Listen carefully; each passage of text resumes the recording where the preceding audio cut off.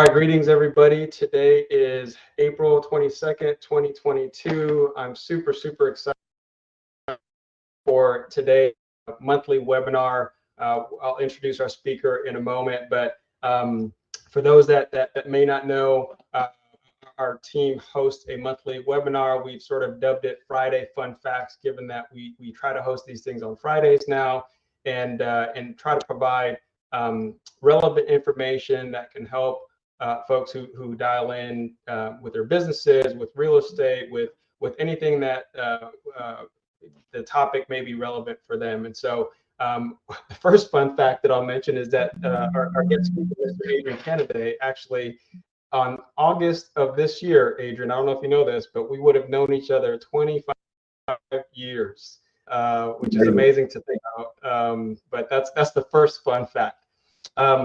A couple of housekeeping items before we start. For folks that may have questions, go ahead and pop those into the Q&A box. I will monitor those as we go along, and if there are any that are timely to ask Adrian, I'll go ahead and pose those to him. Otherwise, we do have Q&A on the back end set up. I'll tee off by going over a couple of different items related to our company and things that we have going on, and then I'll hand it over to Adrian. I'll speed through, just fair warning, I'll speed through my information because I want to reserve as much time for him as possible. He's got a lot of great content to share with us today, and just again, I've had a really great week, but this is the highlight, Adrian. So thanks for taking time to be with us here. So the topic for today is engaging with your economic development corporation. I think I initially had EDC, but given that some folks may not have known what that meant, I just wrote it out, and I think Adrian will share with us more of what exactly that means. You know, the name of my company is Redeem Investments, renovating properties, transforming lives. Really is our tagline and what we strive to do with our business and how we go about it. Quick disclaimer: I'm not an attorney, I'm not a licensed investment advisor, not an accountant. I don't know anything. That's why we've got Adrian today. And really, the content that we're sharing is intended for educational purposes only. So seek out professionals for more information. Just by way of introduction, in terms of how Redeem Investments is comprised, we really have three legs of the stool, if you will. The first is called Redeem Realty Solutions, and that is our residential investing arm of our business. Fix and flips, wholesaling, that type of thing. Our primary and core focus really is commercial real estate, both in terms of acquisitions of value-add apartment buildings, but then also land development specific for renewable energy. And those are really the two other legs of our business. And within that context, we have launched a renewable energy fund that actually launched about a year ago now, a little less than a year ago. And we're looking to do the same thing as it relates to commercial real estate and the acquisitions that we're making there. The other piece of what we do, and really part of how we come about doing monthly webinars, is called our Mastermind. So the Redeem Team Mastermind. So what that is, at least in the way that the construct of how we've designed it is, like Adrian, you and I were talking about, it takes a team. And so you call your team Team Temple. We call ours the Redeem Team. Simply because we acknowledge and recognize that we can do more working together than we can individually. And so, in fact, there was I think my wife sent me a quote earlier this week that said something like, if you want to go fast, go alone, but if you want to go far, go together. And that's an African proverb. And so, yeah, I totally believe in that mantra, and that's really the genesis behind us creating the Mastermind. And so what it is effectively it's a JV partnership program for folks who want to participate in the deals that we're doing. We make opportunities for them to co-GP with us, provides them with access to resources, training, and then meetings and events just like this one. On a monthly basis, we host this webinar, but we also have quarterly meetings where we do fun stuff, and we integrate that with a bit of learning as well. As far as members of our group, I'll list them out here. Mostly West Point graduates, or not mostly, but a good bit of West Point graduates. We have lowered our standard and allowed a Naval Academy grad to join as well. You can see, actually, he's a great guy. Love him. And these are just some of the backgrounds of folks who are part of our Mastermind. As far as how to engage with us, redeeminvestments.com. Folks who want to invest with us can go to invest@redeeminvestments.com, and then those who are interested in the Mastermind can go to that link there. again, it's a JV partnership program, not for everybody. We do limit the size of that. As far as meeting and events coming up, in January, as we always do at the start of the year, we did an economic outlook. We had an economist come on and talk about what projections were looking like for the year. We had a meetup in Denver. Last month's topic was capital raising done right. We had our SEC attorney on with us, and then today we're honored with Adrian talking about engaging with your EDC. In May, we're going to be looking at impact investing, and so our solar developer partner Christian Warren with Mid-Flare is going to be joining us to talk about the fund. And then we'll do a meetup in Cancun, believe it or not. That's our annual retreat. And then in July, we'll look at commercial real estate development. August, another meetup. We do an annual fishing trip, Adrian. I've got to get you on the roster to come hang out with us at these events. September, we'll look at that topic, which is, buy, renovate, rent, refinance, and repeat, that strategy there, which can be applied to commercial real estate. And that's what we've done with some of our deals. End of year tax strategies in October, given we're approaching the end of the year. And then our last meetup of the year in Q4 will be at the Army game, just like we did last year. That's taking place in Dallas. And then 2023 prep come December.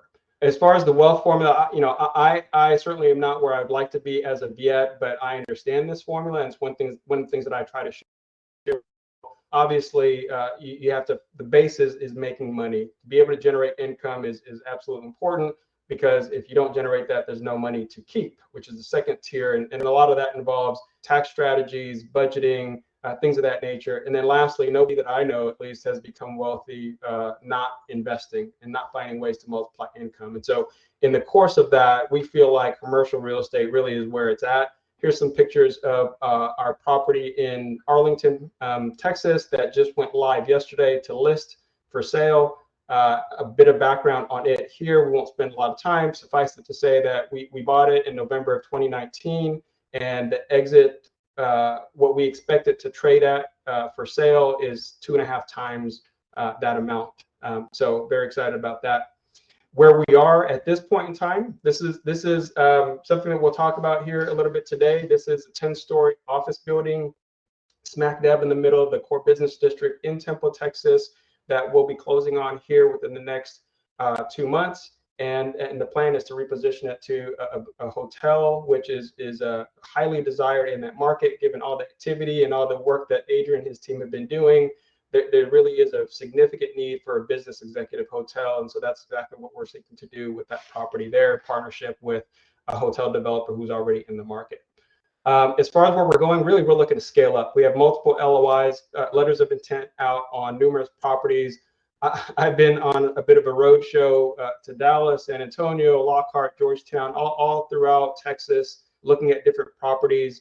We just made it to best and final for a property up in Dallas that I'm very excited about pursuing, and one that could be highly rewarding for us and our investors. We are primarily targeting value add multifamily, but we're also opportunistically looking at opportunities like the office building in Temple that we would convert to either multifamily or hospitality, as well as other hotel or motel conversions to multifamily. And so that sort of gives a sense for where we're going. And the reasons why for that, I'll just go through these, but as it relates to the topic at hand today, I did bold some of these that I think are applicable. The first of which is, typically in working with local municipalities and EDCs, there may be some tax opportunities available in terms of what they're able to offer. Forced appreciation, taking properties that are just sort of not being utilized for their highest and best use. Improving those properties certainly increases the value in terms of forced appreciation. Then, of course, legacy wealth. And what I mean by that is really just impact to the community, perhaps not even monetarily, but what we're doing in certain communities to add clean, safe, affordable to live, and or office space, and just advocating for business and economic development is certainly part of what we are striving to do. So with all of that, let me now prepare to hand it over to my good friend Adrian, Cannady, and I will do this real quick, and I don't want to butcher this, but I think it does some level of introduction, and verbatim just because I think it's important for you guys to understand that this gentleman's background. Adrian joined the Temple EDC as president and CEO in September of 2018. He previously led Victoria Economic Development Corporation as VP of Marketing, where he helped expand local industry and attract new business to the region. Adrian attended the U.S. Military Academy at West Point. In his 3 years at the academy, he studied civil engineering and political science while undergoing rigorous leadership training, all of which I know too well. He holds a master's degree in science in economic development and entrepreneurship from the University of Houston, and is a graduate of the Center for Retail Studies in San Antonio and the University of Oklahoma's Economic Development Institute in Norman, Oklahoma. He's a member of the Texas Economic Development Council and International Economic Development Council, and serves on the boards of Team Texas and the Texas Economic Development Council. Woo, that's a mouthful, brother. All right, and with all that said, let me hand it over to you, and I'll make you the presenter here, Adrian, so that way you can share with us. Sure, thank you, Christian. All right, there you go.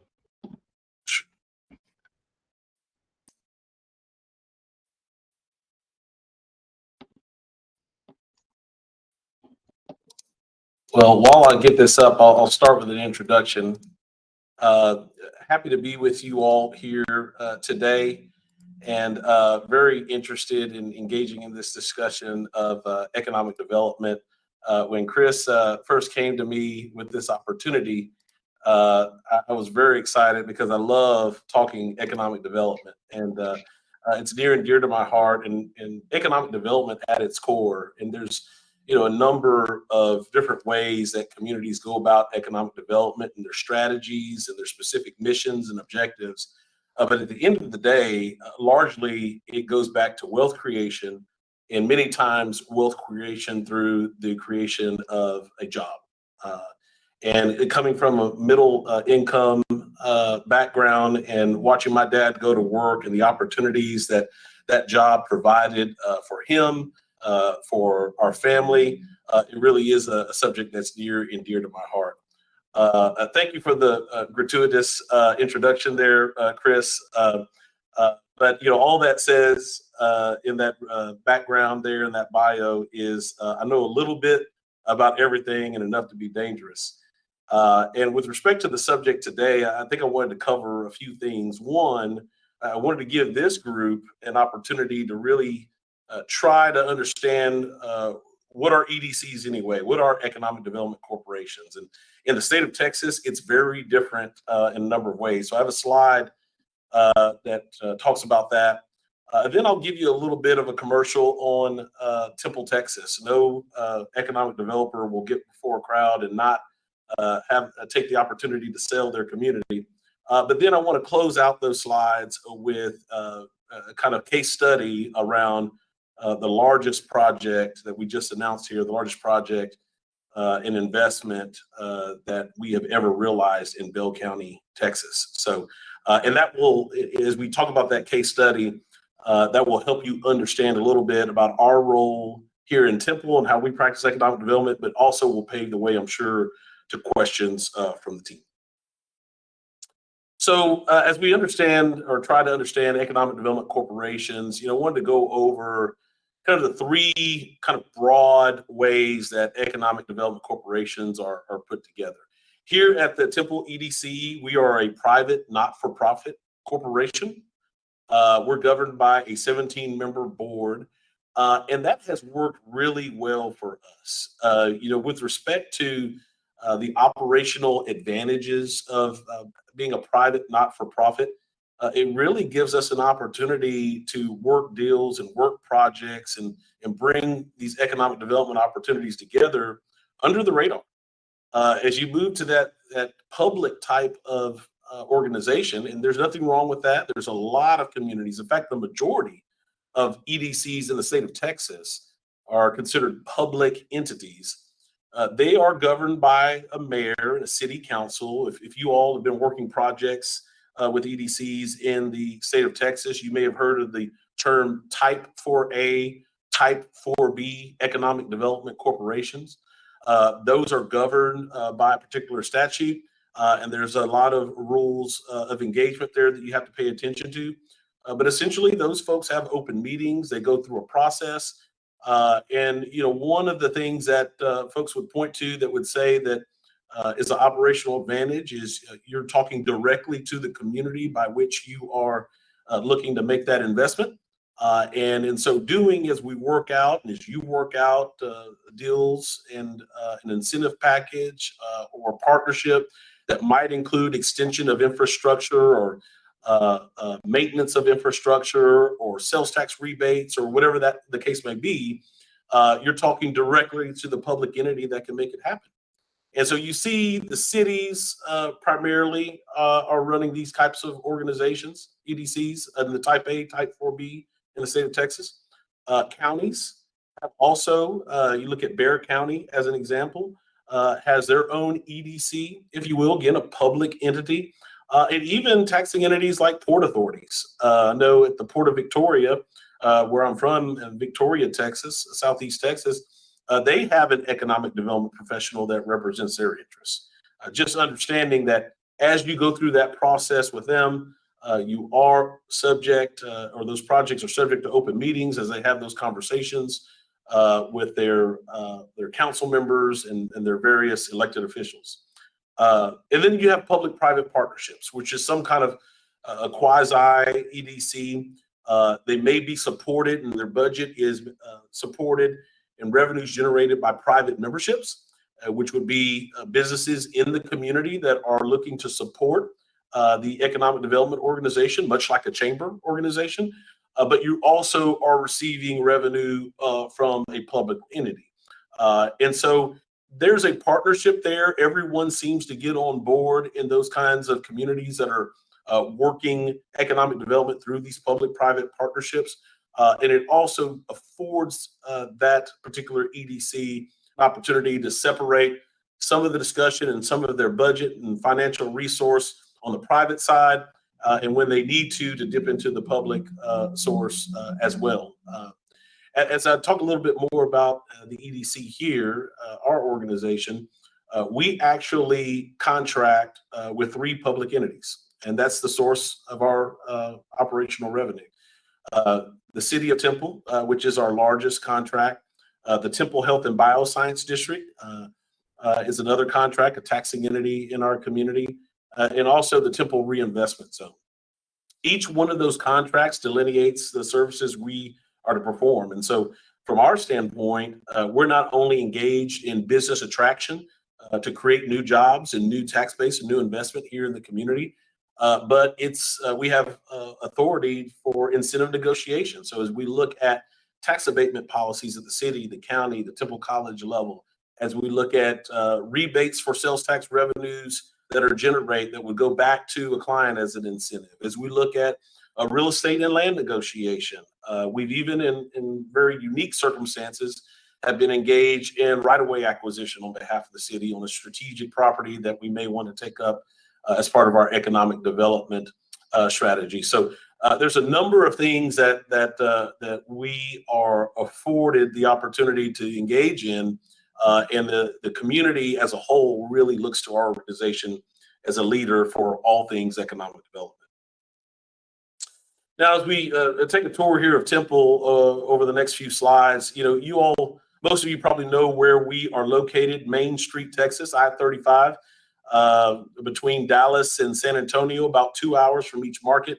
We're approximately an hour north of downtown Austin.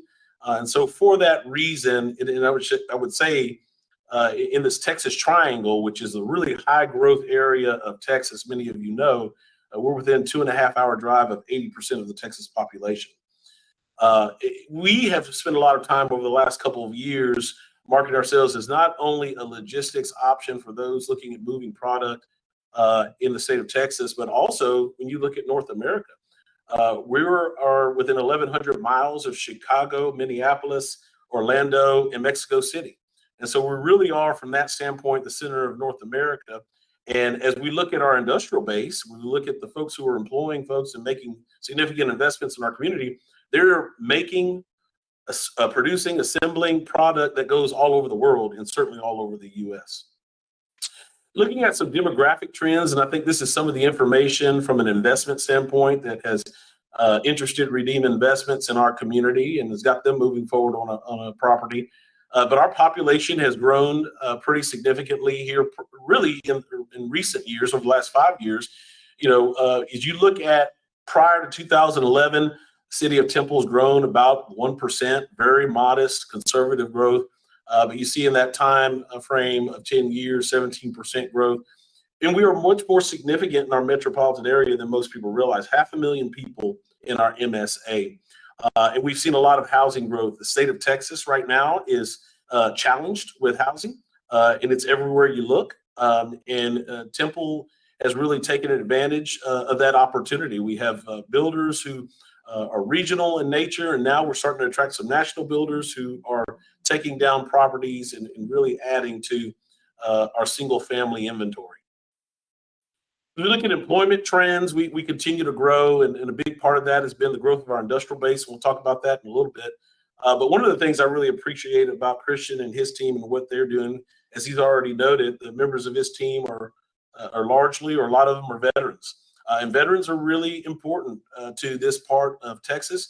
About 1,400 transitioning out of Fort Hood every month. Fort Hood is approximately 25 minutes from downtown Temple, west of us. And when we consider the employment base that has taken place here in Temple and the growth of those jobs, many of those folks are veterans who have retired out of the military, processed out, but want to stay in this area and work for our industry. And so that's really been a secret weapon, if you will, or a really unique arrow in our quiver as we try to attract new investment here. Some of the industries represented, a lot of big names here, but one of the things I've appreciated in this community is our ability to really diversify our economic base. So any economic developer will tell you that a diversification of economic base is a key to sustainability in your economic future. And we've done that really well here. And so as we think about distribution and logistics, because of our location, advanced manufacturing has come on, health and life sciences. We have the largest not-for-profit hospital in the state, headquartered here, and with significant operations here, but also the business support services side. One little known fact about Temple, Texas is we are home to 10 U.S.-based headquarters in Temple, Texas, and that's significant, no doubt. And so because of all of that industry, you see the increase in tax base. So luckily, unfortunately, the public entities that we contract with see real value in the work that we've been doing. The TIRZ, the TERS, increase in TERS, taxable valuation, that's essentially an area within our industrial park. So you see over the last 10 years, 339% increase in taxable valuation, and sales taxes are continuing to grow. There was a time here over a 7 to 8 year period, I-35 was being worked on in Temple. We saw some decrease in sales taxes. Businesses really struggled because of the congestion and folks trying to route around Temple. But as that is completed and we've moved forward, we've really seen growth, and our community's grown. We've seen growth in sales tax revenues. And then, as I mentioned already, jobs have continued to grow in that same time period, and our earnings per job. And so the value of those jobs, folks who are coming into our community with a little bit of discretionary income, has all played into the retail growth as well. So as we wind this down and get to our case study, some recent successes for you to be aware about, and again, give you an idea of some of the projects we're working. We are now finishing up, or I say we, these companies here in HEB and East Penn are finishing up construction of two significant projects. About $300 million are coming to a close here in construction, and they'll be opening their doors. $125 million in a produce warehouse with HEB. We're working with them as well on a frozen project right now that we're about to announce. You'll hear it here first. Here in the next few weeks, we'll be announcing another $200 million project from them, and a couple hundred jobs associated with that. And East Penn Manufacturing, bringing a finishing distribution center here, assembly operation for batteries. They're finishing up their $170 million investment. We're very excited about them opening their doors. Just in the past year, these are some of the announcements that we've enjoyed. FedEx Distribution is building an e-commerce facility. They announced 250,000 square feet. It will probably be closer to 300,000 square feet. Growing Green Data was our first data center that we attracted of scale, that we attracted to the city of Temple. $300+ million of investment there, and we're in discussions with them about the potential to grow their operations. And then Revel Greens, looking at a $110 million investment. Of course, they've announced that. They've already begun construction. They got their pad down, and they're moving quite aggressively. That's a unique project in that they are looking at phasing that project up 4x. So right now, the estimates are coming in that looks like they've made their facility a little bit bigger in phase one. It'll be about 130, 140 million, and they're looking at 4x of that over the next 5 to 7 year window. So there's opportunity to bring almost $500 million investment there and a couple of hundred jobs related to that project.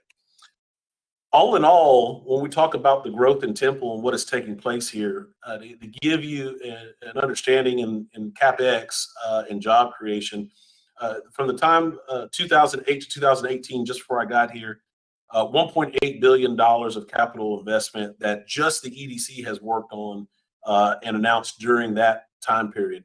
From 2018 fiscal year to 2021, we've announced $750+ million in capital investment and almost 500 jobs.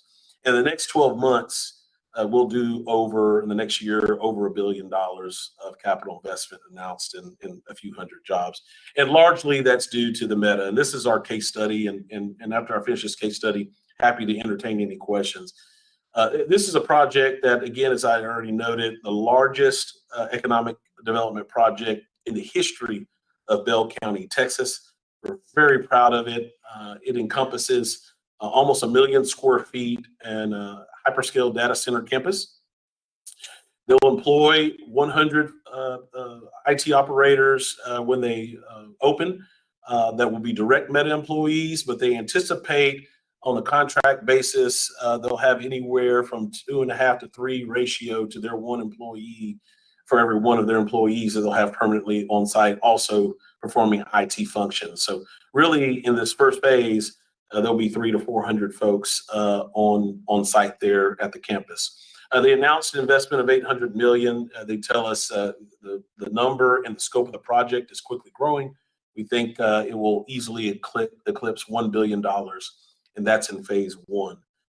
They have taken down 400 acres that we owned and parceled together, and we've sold it to them. And they have enough room, they say, on this particular parcel to phase up 5 times on this track, each of about $1 billion investment in 100 direct Meta employees, permanent jobs there. We're very excited about this project and what it means for Temple. We already had some basis in technology companies located here, but this, nothing obviously of this size and scope with respect to our community. And as I think about how this project comes together and the information that might be of interest to you all, at the EDC level and with the Temple EDC, we initiate these projects. And so we maintain relationships with site selection consultants, brokers, the state of Texas, as anonymously these projects evaluate opportunities in the state. And through our contacts with the state of Texas and some visits, we were able to catch wind of a data center campus that was looking to locate in the state and that was having trouble finding some properties. We had already been looking at this area and had taken down about 80 acres, 75 to 80 acres, and put it into our inventory. And we're looking at this area as our next large-scale industrial park. We own, at this point, about 1,700 acres in our inventory, but we're looking to aggressively grow that with shovel-ready sites, so we're prepared for opportunities that avail themselves.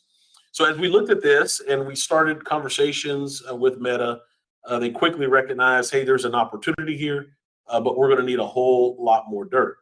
They were very concerned about going into the community and somehow who they were to get out. And obviously the real estate price goes up when those kinds of things happen. And so we really, I hate to use this term, but we really acted as a straw man in this case and assembled this property, brought all 400 acres roughly together, and then flipped that sale back to Meta to make the deal happen. That sounds pretty simple. We did that in the span of about 6 months. but Meta, as well as the community, recognizes to try to get that kind of real estate taken down in a public type of scenario through the city of Temple, through Bell County, it just would have been nearly impossible. A lot of public meetings, a lot of timing issues would have come forward and would have really challenged the project as they were moving at a very quick pace. Additionally, there were conversations around water, around sewer. How do we get it there? What does it cost? What is the ROI for the amount of investment that will take place? $30 million of public infrastructure, roughly, will go in to serve this project. So we, as kind of the advocate for the project to the city officials, went into closed door executive sessions with council, worked with city staff to help them really understand the return on investment. So we did analysis on the taxes to be paid. We did analysis on the revenues to be generated from such a project, and really made the case on behalf of the company to the city to say, this is a worthwhile investment. And they ended up going out and bonding the funds necessary to build in that infrastructure. I think as we look at economic development projects, your project, even on a smaller scale, if you're looking at something in a community, but certainly these mega projects as well, the EDC really has an opportunity to be your advocate. And so if I were to offer just one piece of advice, find out as you're working in the community, find out who the EDC is, who is leading the economic development charge, what entity is it, what individual is it, and be prepared to share with them and be as transparent with them as you can about the project and the value of the project and what you're hoping to accomplish. Because it's sooner the better getting them on board to become your advocate, and that's the role that we all enjoy playing. So with that, that concludes my slides, but I want to stop sharing my screen and Christian, turn it over to you and open it up for any questions that you might have. It took everything in me to not want to interrupt. I wanted to interrupt numerous times just because you were hitting on such great topics that I'm hoping folks who are listening were picking up certain gems here and there.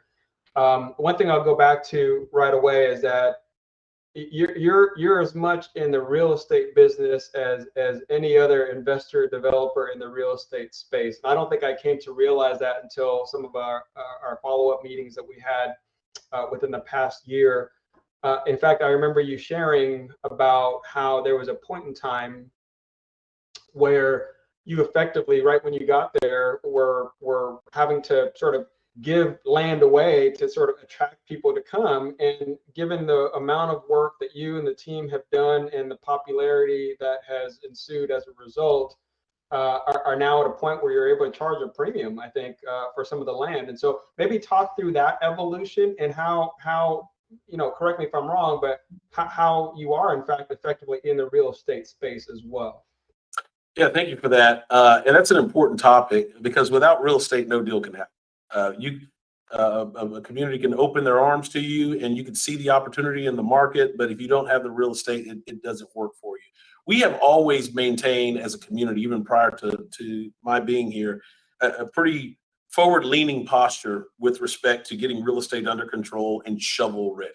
And that, when I say shovel ready, water, sewer, electricity, already being at the site so a project can activate very quickly.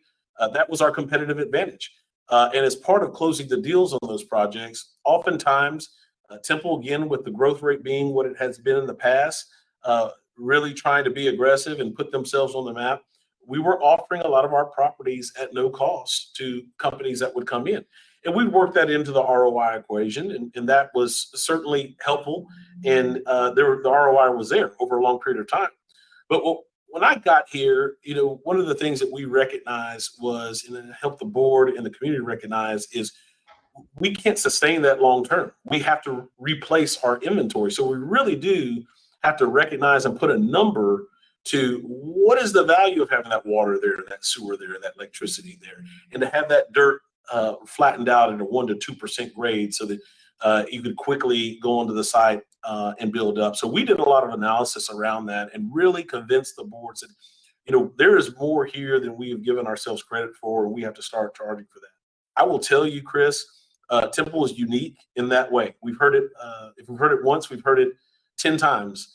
There's not a lot of communities that are approaching the real estate game as we are. We're fortunate that we have a lot of trust from our partners who help plant seed money into our land fund.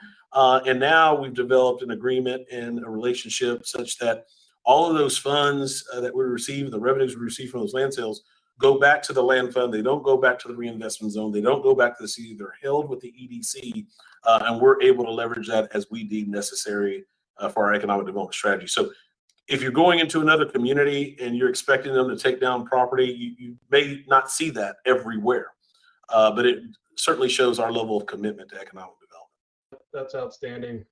Thank you for that. I think as you were talking, you mentioned some things that could segue into some of the different opportunities from a developer or an investor standpoint that they could stand to benefit in terms of their projects. Maybe speak to that a little bit, Adrian, in terms of potential grants, incentives that typically are available in partnership with EDC or with the city. Sure. So there's a couple of things, and this is that question's a great segue between the prior question and answering the question about what can help close the deal and how we might play a role in helping you guys close the deal. As you all engage EDCs around the state, understanding that they are to some degree or another in the real estate game, and they have their finger on the pulse of it. Now, whether they can take those properties down and bring them into the inventory or not, they are aware of what properties are hot, what areas of town are moving, who's looking at what. And so please, I would encourage you all. EDCs love to make relationships with the investment community. And so as you have opportunity to engage them and share with them some of the things you're thinking about, even if a project has not taken shape yet, if you're thinking about a project, they can help you understand what opportunity there is for success for that project, where you need to go to be most successful, and maybe get you in front of some real estate where you can really come in at a value on the real estate side. I think many of us in real estate recognize you make your money on the front end more than you do on the back end, right? And so the EDC professional can help you with that. As you turn the page and you develop your project and the parameters of your project and the scope, my advice to the group, and I wrote this down in my notes, my advice to the group is be as clear, be as transparent with investment, with timing, with who all is involved in the project and what the project will entail. As the EDC professional becomes your ambassador into the community, and as they begin to make the sale to the city manager and the public works director and the county folks, and as they try to structure a package that will help you close the deal, all that information will be absolutely necessary. I would also say that share what you know, but don't get over your skis. One of the things that pitfalls I've seen folks who are coming into the community who are excited about their project, they oversell, they underdeliver. And so as they oversell the project to generate interest, as you get into the project and now something's changed, the investment is less, the scope of the project is not what you originally said it was something very, very different. That's 180 degrees. And I think everyone understands that projects will morph as they understand more about the market, as you all understand more about the market.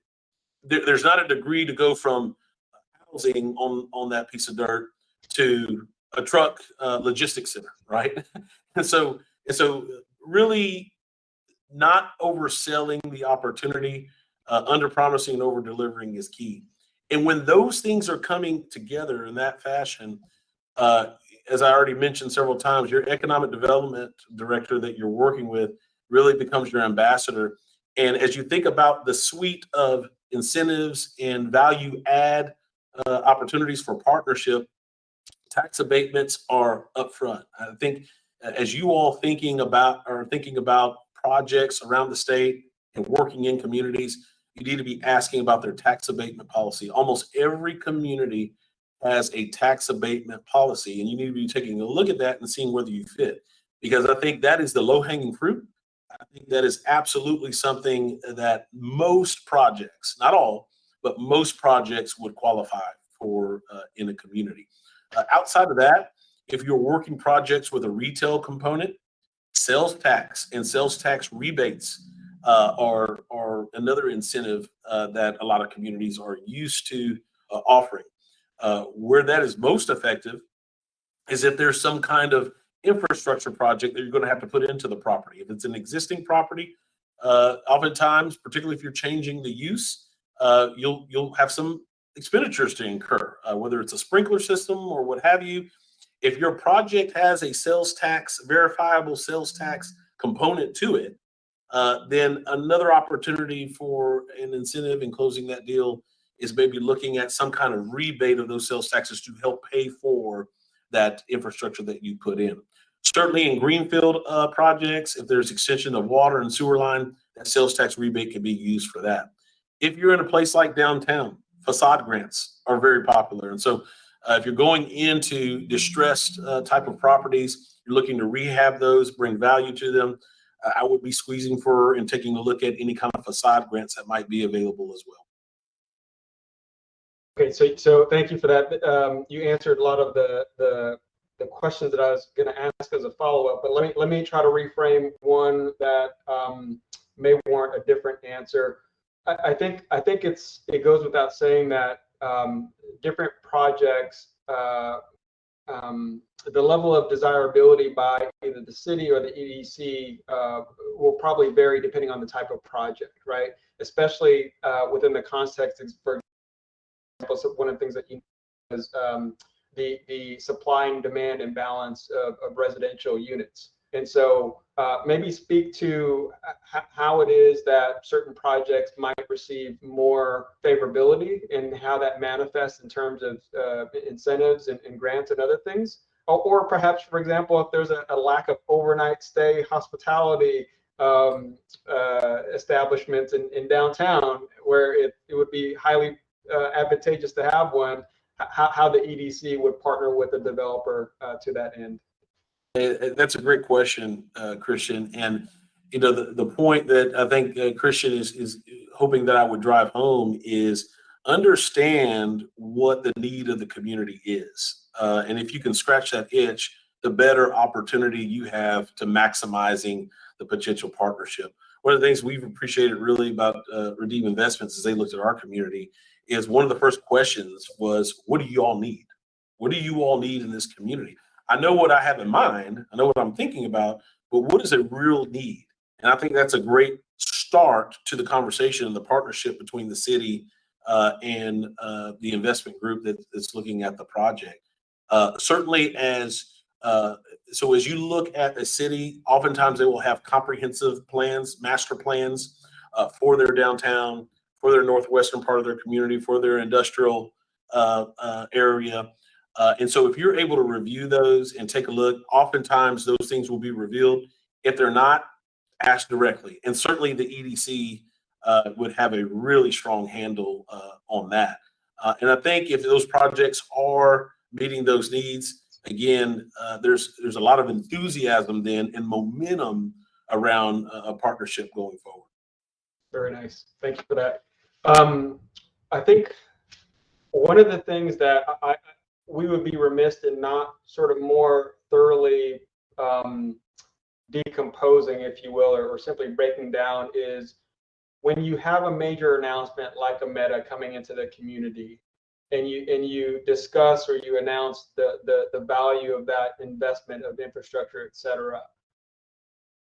What does that then mean to the community in terms of how that trickles through the community, either by way of jobs that are created, the taxes that those folks would then need to pay because of those jobs, and then more importantly, when you talk about one primary job, it's more than one job. It's the service industry and other follow-on jobs that are in support of that. Maybe talk about that, because I don't think that's sort of a widely known arena there, which is sort of top of mind for you. Adrian is talking about what's the implication of something of that magnitude, and what does that really mean to the community? Sure. So Meta obviously is what we consider a mega project in the economic development world, but even I say smaller projects of 20 million, 30 million, 50 million, those have ancillary effects and ripple effects. And oftentimes, as you look at particularly incentives and partnerships that the community will make with these projects and the companies that represent them or investor groups that represent them, they will be taking that into account. So, in the case of a Meta, one of those jobs, those will be average wage around 100,000. You're looking at a construction project that they tell us could be anywhere from 7 to 10 years that they phase up 5 times, and it would be ongoing, and a construction workforce out there at that site for a period of 4 to 5 years, peaking at 1,250 people. So absolutely, you're talking about retail sales tax right off the top.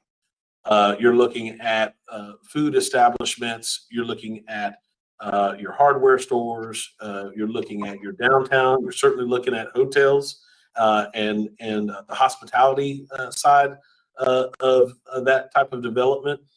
Philanthropic efforts that company will make as they get here on the ground. And so for a tech employee that's working at a data center, economists tell us it's one for every one of those jobs, you're looking at a 4 to 5 multiplier, which is significant. Now, some folks will tell you 10, 11, 12 multiplier. That's getting a little liberal with some of the impacts there. But I think most economists will recognize that 4 to 5 is a very strong defensible number with respect to that ripple effect. And it paves the way for the projects that Chris is working on and some of others might be working on in the investment community. Again, I think that's where value, and to just keep harping on this, going to your EDC, because while they're under NDAs, they can certainly help you understand how your particular project might be supported and whether the timing is correct, whether the project you're looking at makes sense at this point in time in the community. Someone I would say is responsible. Now, anyone in any profession understands that there are folks who are irresponsible, and there are some EDCs certainly that are hungry and maybe overstate the opportunity. But most who have credibility, most who have background, most who've been in their stations for a while will be very candid with you and upfront with you about the ripple effects and how that might affect of some of the activities they're working on and how that might affect your opportunity to be successful with your project. Outstanding. I think we'll look to land the plane here. I've got just a couple of other questions here. And for folks who are on, please don't hesitate to submit your questions as well. If anything is sort of resonating in terms of what Adrian's talking about here, or if anything just comes to mind right now. In any partnership relationship, really, Adrian, as you know, that there's an exchange that occurs of value of some type. And I try to, as much as possible, aim to offer something of value before I ever ask anything. I think it's interesting after hearing that announcement about Meta, the types of things that they are doing in terms of investing into the community with regards to education and the renewable energy components with the water and the solar. Maybe speak to how important is that as a component of the overall package and relationship to a project. Yeah, that's a really a good question. Communities, particularly that are growth communities, and who are really being strategic about their future. One of the things that we all recognize is there's not being new dirt produced. There's a finite amount of real estate within a community, and particularly where many of you as investors are looking in that corridor between Dallas and San Antonio with a lot of your projects. Those are high growth areas. And so communities are taking a more thoughtful approach about who they are releasing those properties to, which projects are they supporting on what pieces of dirt. As an example, I could tell you, we were working a project here last year.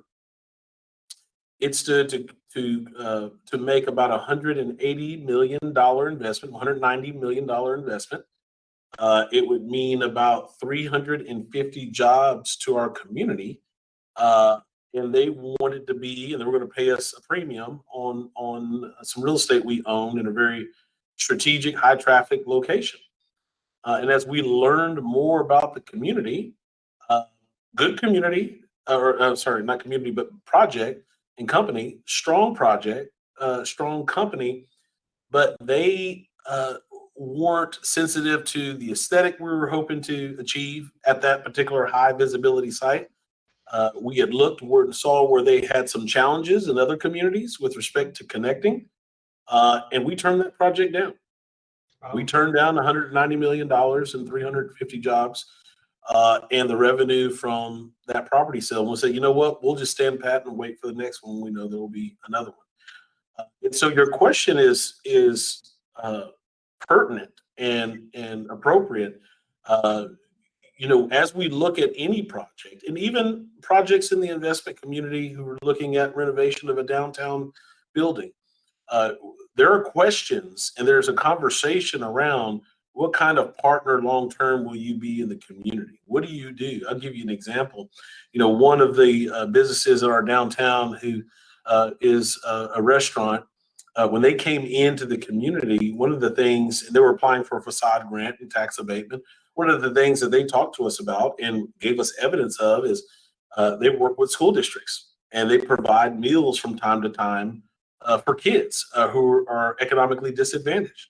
Well, wow, what value? You can't put a number on that necessarily as far as revenue to the city and to the county, but what value does that have in the community? And understanding that when you're able to articulate that kind of engagement in the community, that kind of partnership in the community, it really helps the public officials vote on those agreements. Every one of those agreements, even the agreements we negotiate that includes the water and the sewer and tax abatements for the city or the county, every one of those agreements has to go before the public and they have to vote on that. And there will be citizens communication. There will be a public record. There will be a hearing on that incentive that needs to be voted on in that resolution. And so how great would it be to be able to present that? And we have many times at the city level present all that the company is doing for the community outside of just the empirical data that shows up on the tax rolls. So fair question. And I would tell you as well, last thought on that, I would tell you as well, the communities that you desire to be in are the ones that are thinking about those kinds of things. Got it. Okay. All right. A question just came in here from Erica. Do economic development corporations land bank generally in Texas, like Bexar County? Don't know how else to ask. I'm not entirely sure what. I don't know if you understand that question, Adrian. So it could be a question around land banking in general as a philosophy. And so with respect to Bexar County, so I can speak to us. I can't speak to Bexar County. With respect to us, that is something we've thought about. And so there are questions sometimes around, using tax dollars to then buy properties and wait on the right project that fits the community to locate there, as opposed to allowing the free market to kind of take over and do what it does.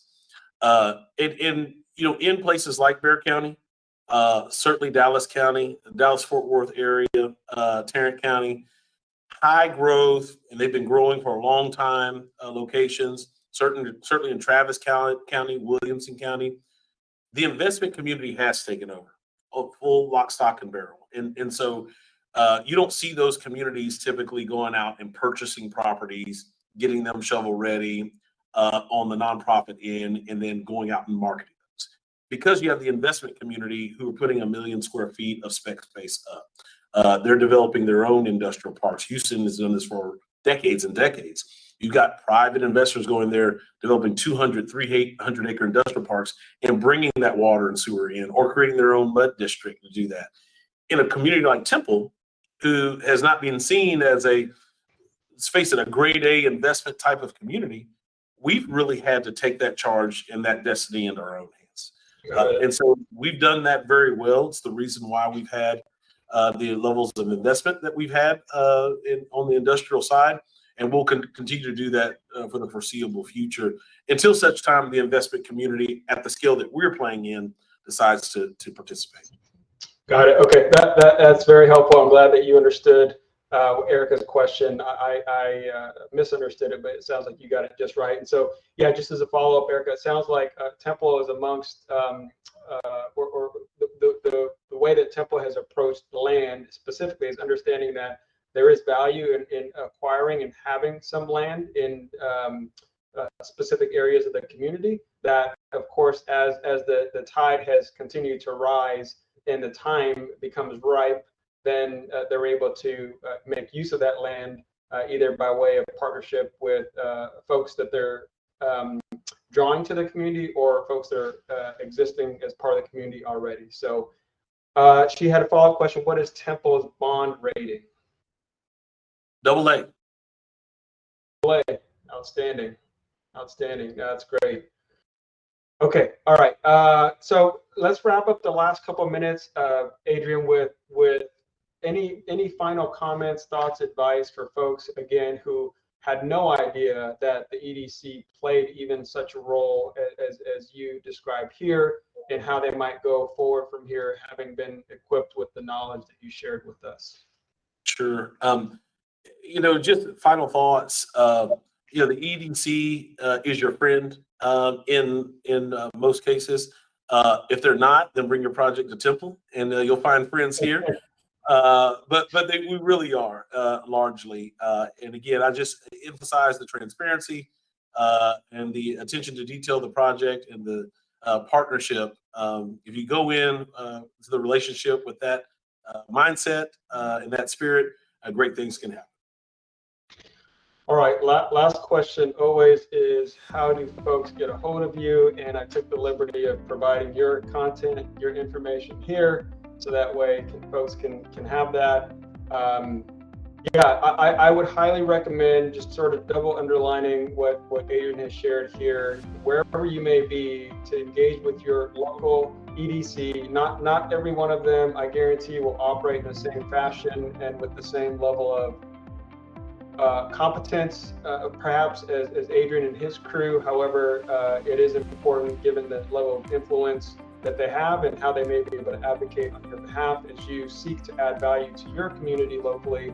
That's effectively what we're looking to do, given what we know about Temple and all that's happening. We want to be part of that revitalization. We want to be part of that story, and just grateful that Adrian and I have a 25-year history to be able to leverage to that end, and just excited for more opportunities to come as time goes on. So thank you so much, Adrian, for joining us today. Really, really appreciate you. And thanks for everybody joining in. Talk soon. God bless, and have a great day.